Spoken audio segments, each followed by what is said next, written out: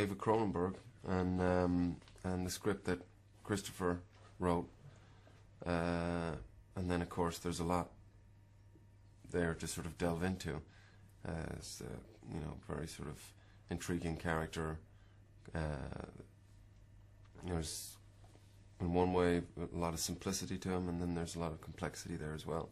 So there was an awful lot to play around with. But really, the opportunity just to work with David was something that was just too good to be true. So that was really the first inspiration to go to Toronto, and sit down and have lunch with them, and then I agreed to do it sort of there and then. There's a lot of material there. The letters were available for us to look at. And then I spent a lot of time with the script, really. That's kind of where I spent most of the hours, especially sort of, I guess, in the 3 weeks leading up to filming. You just sort of reread the script. That's just sort of something I do. And after a while, you spend so much time with the text and the characters, not just your own character, that the world starts to sort of, I don't know, seep into your enamel. and so I really sort of piece it together from there. And then you take little flashpoints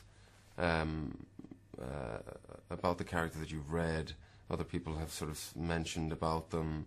And then you just sort of assemble all of it together. There was some footage on YouTube as well, so I could see Jung in his 60s, I think it was, or perhaps even 70s.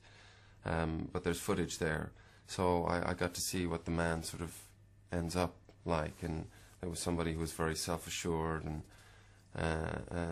very charming, and seemed to be quite content and at ease with himself.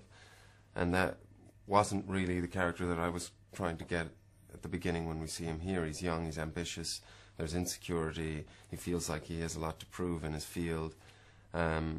So it's just sort of making that journey. Where are we taking him from in his life, and where do we leave him? And we leave him at that point where he's just about to have a nervous breakdown, and he sort of, predicts World War I, essentially, in these sort of visions and dreams. And then at the when he comes out the other end of that, the Red Book is there. So that's quite an interesting piece to take a look at as well. Beautifully written, and these sort of crazy illustrations that go with it. So you sort of just get these sort of flash images help as well in sort of painting a character and what the character becomes, even though you're just telling that slice that's within him, what he becomes later. So all of that information in a stirring pot, bring to the boil and see what happens.